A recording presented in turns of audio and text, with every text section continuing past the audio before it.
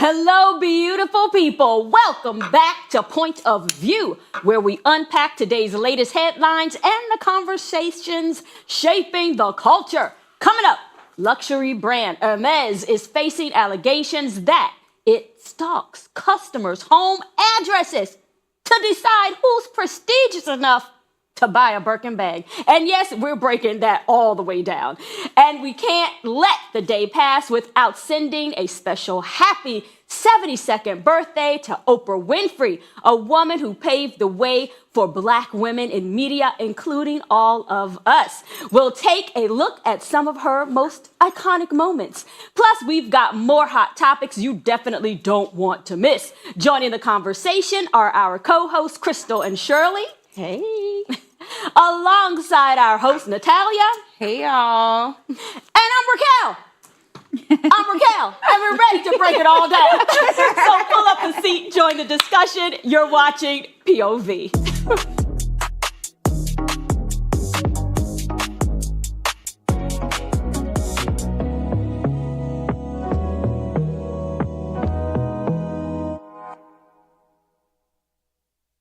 Fashion lovers, this one's wild. A new report claims that Hermès might be stalking customers, even going as far as checking home addresses, social media, even neighborhoods to see now listen to me if carefully. they're prestigious enough to buy a Birkin bag. I don't want you to open it. Now, this has got people talking.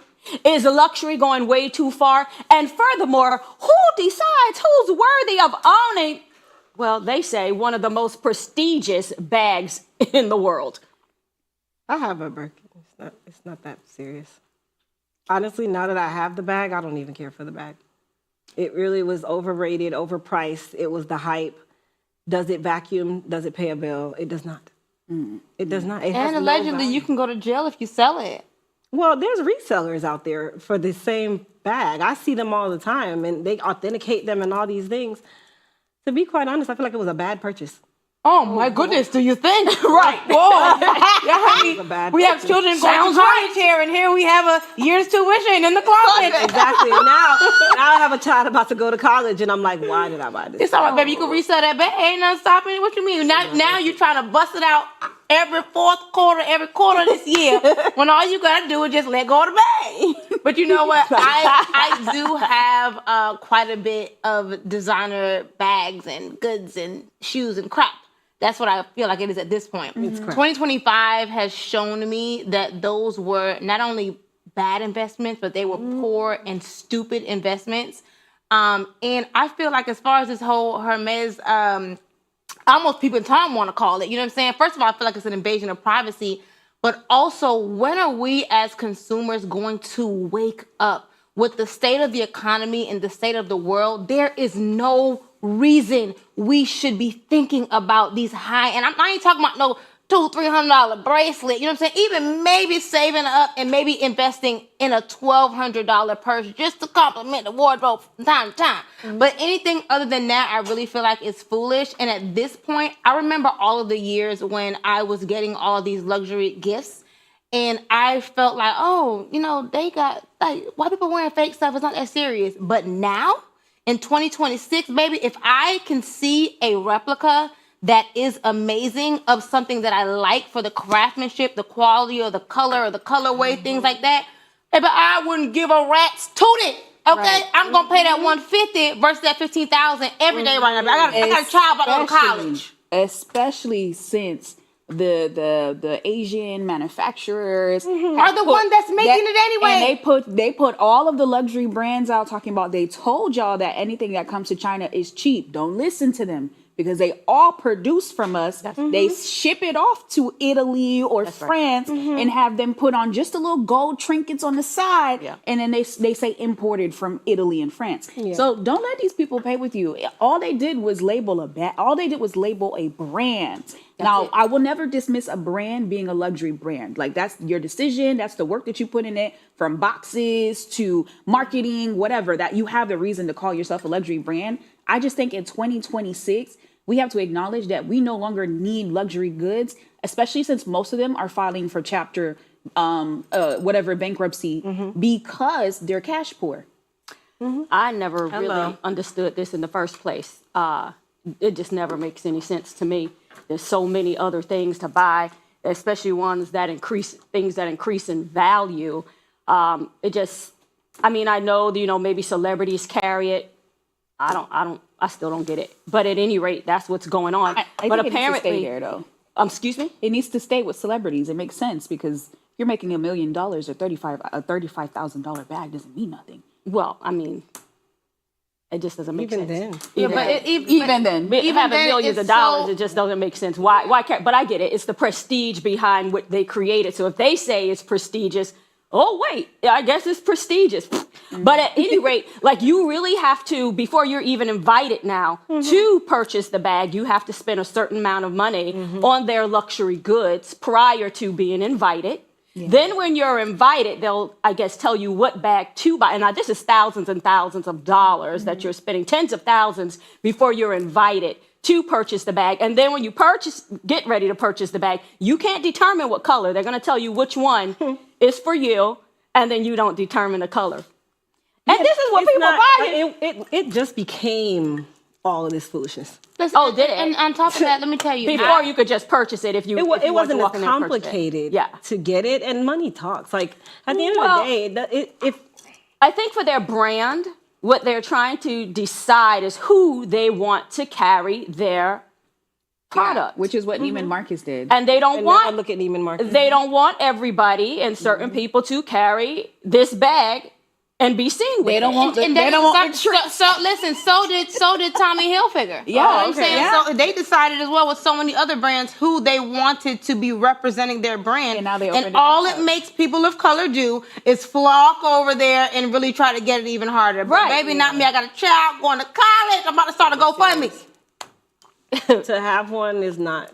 It's not. Yeah, I don't. They don't want the treats to be up in there anymore. Yeah, I thought you was gonna talk about stewardship.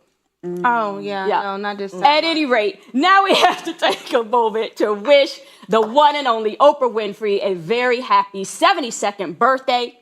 Oprah isn't just an iconic talk show host. She's a trailblazer who paved the way for Black women and women everywhere in television. Today, we celebrate her legacy, influence, and everything she's done to inspire generations. What do you think TV would be like today if Oprah was still on air? The same that it is right now, cutthroat. It's the same. Okay. Because at the end of the day, let me say it in this way. Oprah has paved the way. Yes. Mm-hmm. But as time changes, as society changes, and how social media does things now and social media controls things now, I honestly don't think that Oprah would be at the place that she was before this time. No way. I'm going to tell you why. Because and I say we meaning social media. Okay. The social media, right? Okay. Everything is about trend. Everything is about the next viral moment, the next viral topic. Yes. When she was on air, everybody was more tuned in. Everybody was really more progressive. Everybody was really doing things, moving and shaking. Now everything is, okay, on to the next best thing. Our attention span is less than 2 minutes. Yeah. Okay. It is the size of a dime at this point. Right? 8 seconds. So for her time, where it was really about talk show, and we were tuning into the Ricky Lakes and all these things, and you're actually sitting there for 30 minutes to an hour and excited to watch. Nobody's doing that anymore. But it's because it's not on, baby. Because I tell you right now, if Ricky Lake and Oprah and Montel, Jerry Springer even, honey, because he raised me. Oh, Lord. Oh my goodness. I feel like this is a generation that Still be- needs yeah, that. exactly. But they wouldn't pay attention long enough. But also, we have to remember that Oprah never served these people that are into the trends and stuff like that. And everybody else hasn't died yet. I mean, we're still here. My grandma still would watch Oprah. My mama too. Baby, we'll have some popcorn in the good show. What I do want to say is I value Oprah. I definitely celebrate her. She is a force. She is just, I mean, a movement in herself. She's done so many things and she's lit the path for so many of us. I don't even think, I love Ricky Lake and the rest of them, but I wouldn't have took it seriously or really even thought that it was something that was possible for me without seeing like Oprah Winfrey. But what I do miss is I miss the impactful, real conversations.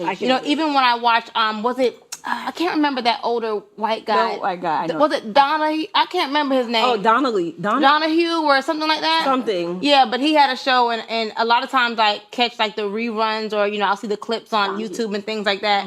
Yeah, and I really miss that kind of television and engagement. I feel like it called the people to action, and now it's like we're calling the people to brunch. Well, she came after Donahue and really, like they say, trailblazed the way for women of color to be taken seriously in media. Yeah. I mean, I'm sure it took her quite some time before they even would give her a show. But I mean, they loved her. She opened the door and she really did have real meaningful conversations. She talked with everyone. I mean, conversations about religion, and she took a lot of flack for that.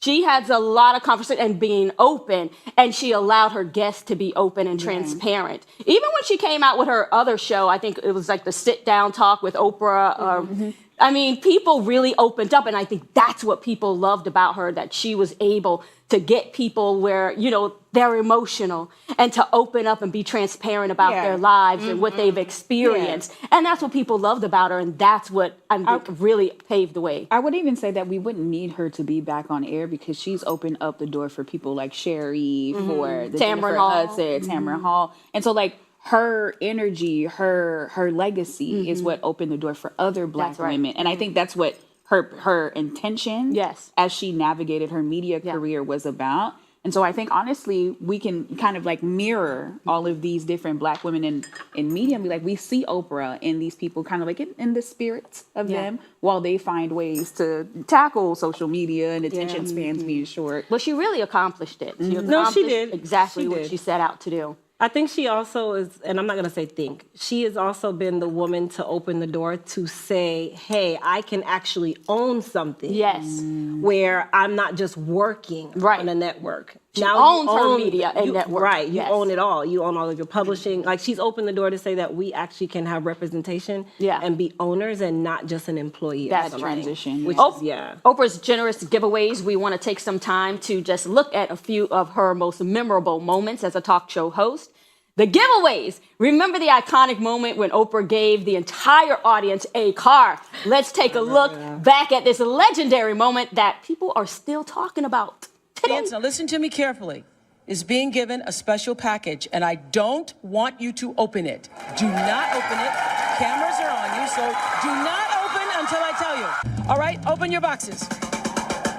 Open your boxes. 1, 2, 3.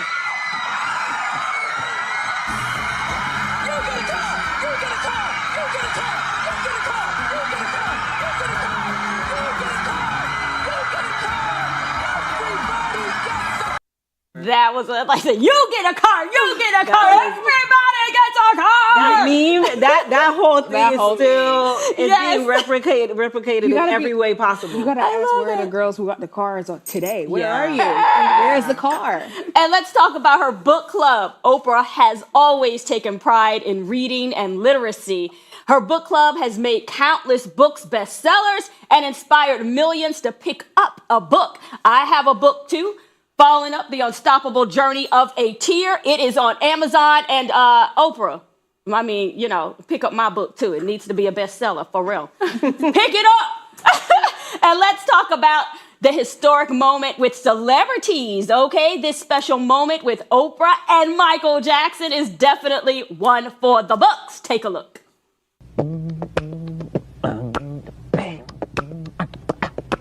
Yeah.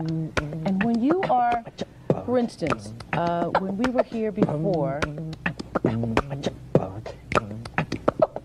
you know what? I mean, all the things ever printed in the tabloid, the only thing's ever been true is when they said I couldn't dance. When we were here the last time shooting the commercial, you were like in between shots, running off, conceiving the dance, choreographing the dance. You were up all night dancing.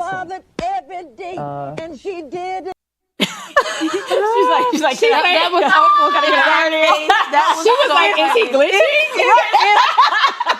If I don't give a damn was a person. Listen, that was not Michael Jackson, baby. That was Mikael. You know what I'm saying? Mikael Jackson. But what I do want to say, and I don't want to take anything away from this Oprah celebration, this special moment. She is amazing. But what I could never seem, even when I try to, I cannot get out my head.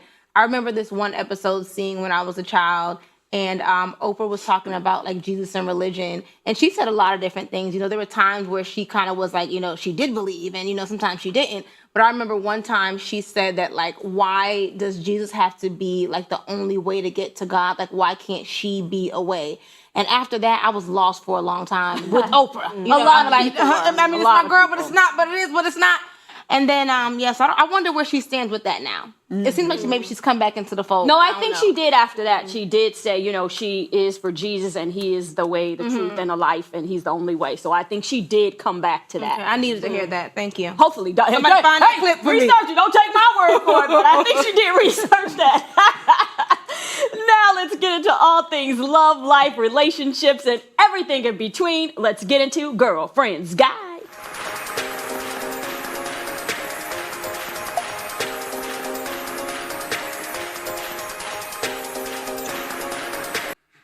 So have you ever wondered if love gets easier the second time around? Turns out it might. Research shows that 70% of divorced people who remarry say their second marriage is actually happier and healthier. And the reason being is simply experience. Mm-hmm. After going through the first marriage, people enter the second with clearer boundaries, better communication, and a stronger sense of what they really need to be happy. Yada, yada, yada. I think that's something, because I have met a lot of people and they said their second marriage, they said it has been the best. No, I understand that, but I was in the hair salon today where I also work in the daytime, Monday through Saturday. And right. And there was an older lady under the dryer. And you know, when you have the headphones on or you have that wind blowing, you don't realize that, baby, you are screaming at the top of your lungs. Mm. And she was in there and she just kept saying, you know, she got engaged 4 times, married 2, and now she's single. And she got her fire red hair looking like a bombshell honey in her 60s. And she was just talking about how she just doesn't want to be remarried and all these other things. So, I mean, she might be going on her 3rd, though, so I don't know about the 2nd. But what I will say is that the only thing that I maybe have qualms with in, you know, that statement, you know, just as far as like, you know, they know what they want and what they need the second time around, I feel like that the real thing should be that you now have accountability and you see yourself and now you can show up better. That's what I want to hear, because I just feel like, you know, so many times in failed relationships, yes, every now and then the situation where you were just so perfect and the other person wasn't. But 9 times out of 10, it's like, especially when you marry young and there's different motivations, you just really don't show up authentically yourself a lot of times. And I feel like that is like a lot of the work and transition that needs to show up the second time around, and not you just thinking, oh, well, now I just get everything that I deserve. Like, be what they deserve as well. Mm-hmm. I can't really say for marriage because I've been married and divorced once. That's it. Relationship-wise, I can agree. Shout out to my man. Thank you to my man. Thank you to my man. Okay, but no, when we dated early on, were we ready for a relationship? Probably not. We were young. We were in our early 20s. You know, he was in his street days, and I'm super hot. You know what I'm saying? In a good way. Anyway, but now that we are more mature, we've had life experience, it's definitely a refreshing relationship. Mm-hmm, mm-hmm. It's very different now the second time around. So had it been marriage, mm-hmm. I could probably agree with the statement, mm-hmm. because there is a lot more. We understand our do's and don'ts, the boundaries, right. Mm-hmm. you know, the yes and the no, and also understand ourselves more than anything else. I think there's something that people might be neglecting when it comes to the second marriage is that most people, if we're talking to anyone who is over the age of 45, which I think this study might have talked to anyone who's between over 40, because anyone under, it might be hard to kind of find that like longitudinal study. But I think most of those relationships were in their early 20s. And in your early 20s, when you get married, your prefrontal cortex has not developed. You don't know much. You don't have that emotional compatibility. You don't know what boundaries look like. You literally just figured yourself out, and then you just went into somebody's house, or you got a house with another person, and then you have to figure things out again. So it would make sense that in your second marriage or your second time around, relationships feel more whole. And you actually know yourself, your identity is a little bit more formed. And so I could see that would actually make more sense because you have more personal life experience. Absolutely. And then you also have more connection to yourself. I think from my take, having been married, divorced, not on the second one, but I'm looking. Well, I'm trying to be found. But I mean, I will say that 70%, I could agree with them saying that the second time around can be better because, like you said, you kind of know yourself better now. You are able to understand communication better. Why it's important to communicate because I think at some age you feel more solid, more comfortable with yourself. And I think also accountability. You have had the time, hopefully, to be accountable for what went wrong, for where it could have been better. And like, I don't think two people are perfect in the marriage. I mean, you know, when it falls apart, it's two people in it. So two people had a hand in it not working out.